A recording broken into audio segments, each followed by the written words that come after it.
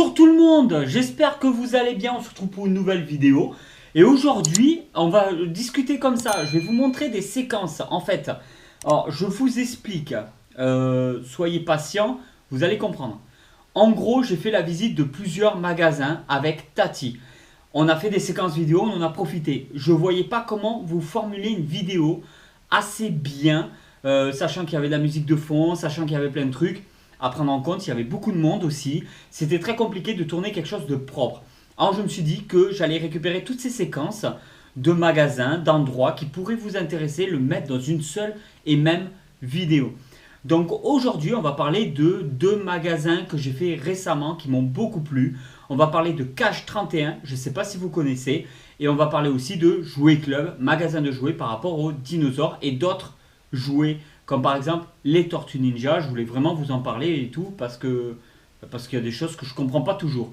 Donc allez, c'est parti. On va déjà commencer par le magasin Cash 31.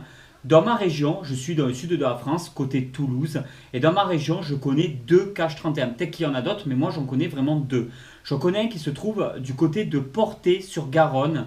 Donc pour ceux qui connaissent, pas loin de Carrefour, il y a un Cash 31 entre Portet et Roc, il me semble, mais je crois que ça fait partie de Portet-sur-Garonne. Et en fait, il y en a un autre à Plaisance-du-Touche.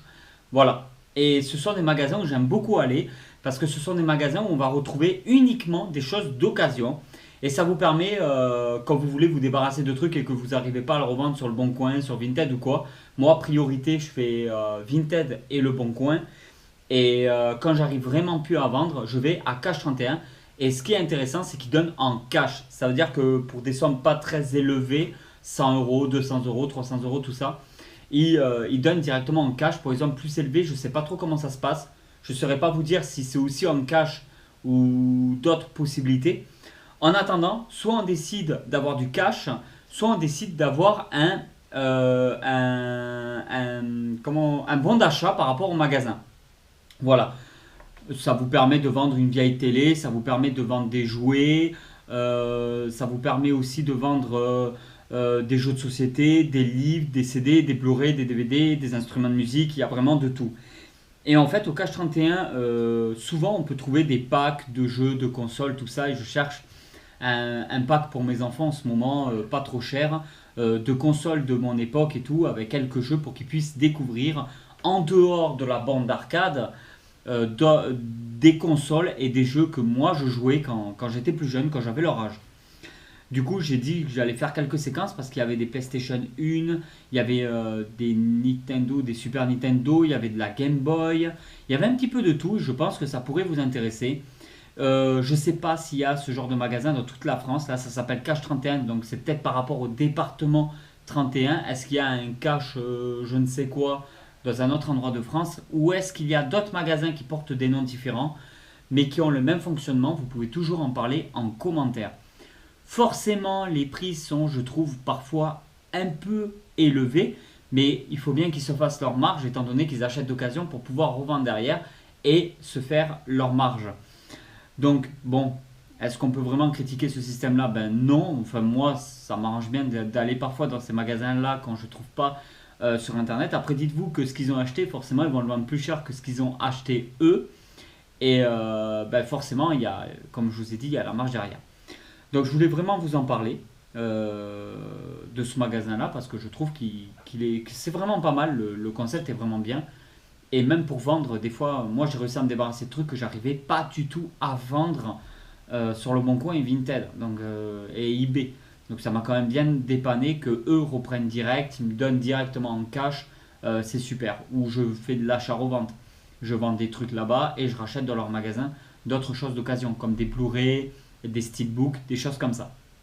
On va parler maintenant du deuxième magasin, donc Jouet Club. Et là, ça y est, ça a explosé. Au niveau Jurassic World, on peut retrouver énormément de nouveautés par rapport au film Jurassic World, le monde d'après, donc Jurassic World Dominion, qui va sortir début juin, si je dis pas de bêtises.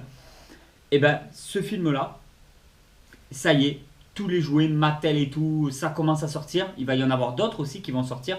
Mais en attendant, ça y est, la collection peut continuer à s'agrandir. On commence à acheter progressivement. Il y a déjà une vidéo sur le sujet. Donc, énorme craquage pour certains packs qu'on vous montrera dans des prochaines vidéos au fur et à mesure du temps. Je ne vais pas condenser.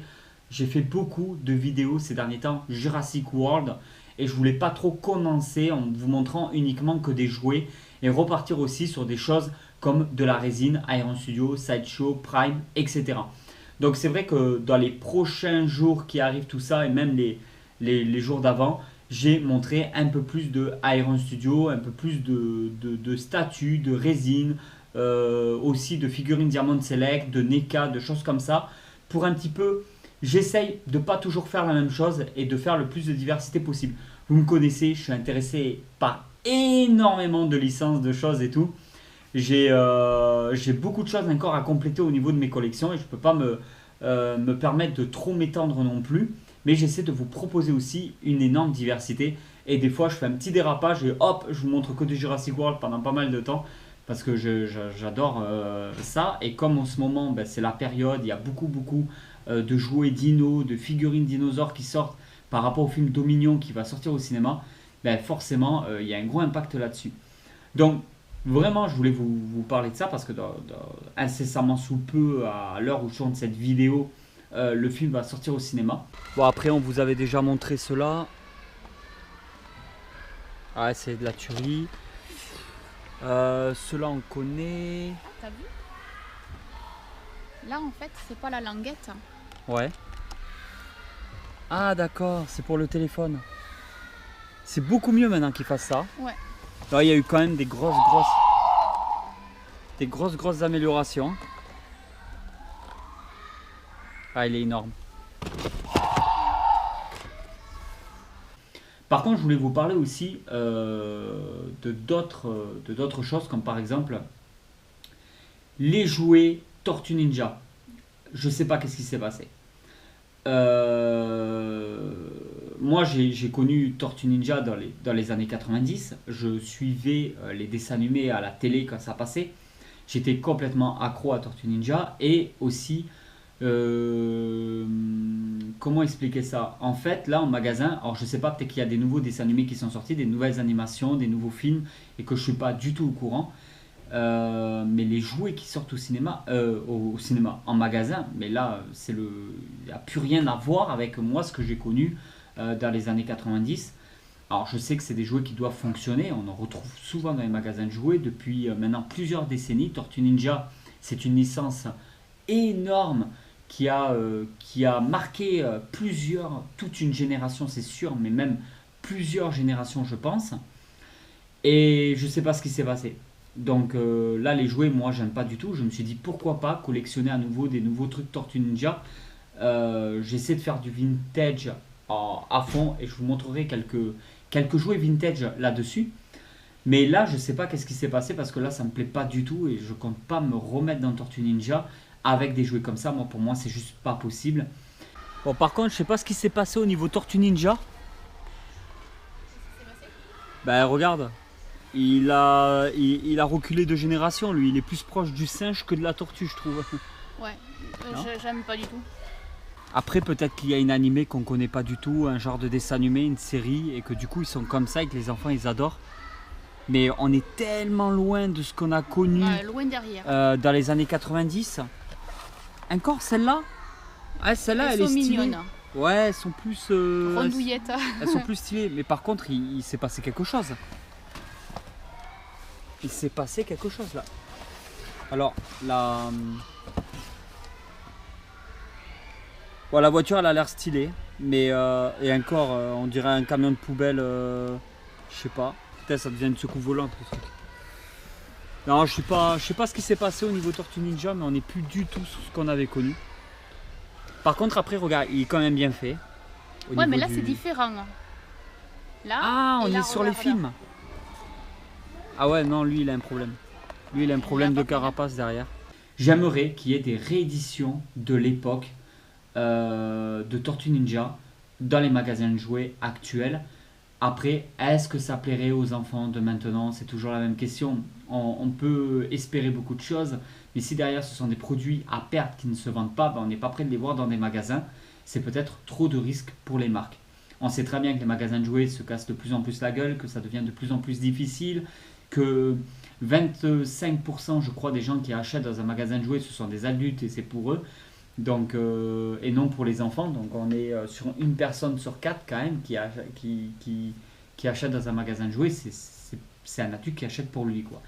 Donc on est plus maintenant sur des objets de plus en plus de collection et moins sur avec le dématérialisé, tout ça. Bon, les enfants ils sont à fond ordinateur, console, les jeux maintenant, il y en a tellement de sociétés qui créent des jeux par rapport à l'époque. Et maintenant, on arrive dans un système où c'est énormément de dématérialisé, les gens ils téléchargent de plus en plus, les micromanias, il y a énormément de micromanias dans la France qui commencent à fermer aussi. Donc tout ça, j'en avais parlé déjà dans une vidéo sur le dématérialisé. Donc ça devient très compliqué. La Tortue Ninja, moi je suis pas du tout, je n'accroche pas. Je n'accroche pas du tout ce qu'ils font au niveau en termes de jouets. Mes enfants non plus, je leur ai demandé quand même, ils accrochent pas du tout, c'est pas du tout leur délire. Donc c'est vrai que c'est assez compliqué. Voilà. Moi je trouve ça triste de voir des choses comme ça qui popent dans les magasins. Peut-être que je suis trop vintage, peut-être que je suis trop dans les années 80-90 et c'est peut-être aussi pour ça. Donc voilà, c'était une petite vidéo juste comme ça pour vous faire un petit mixte de tous ces magasins en espérant que ces séquences vous fassent plaisir. Et je vous dis à très vite pour une nouvelle vidéo, probablement demain à 18h sur la chaîne YouTube. Allez tout le monde, ciao!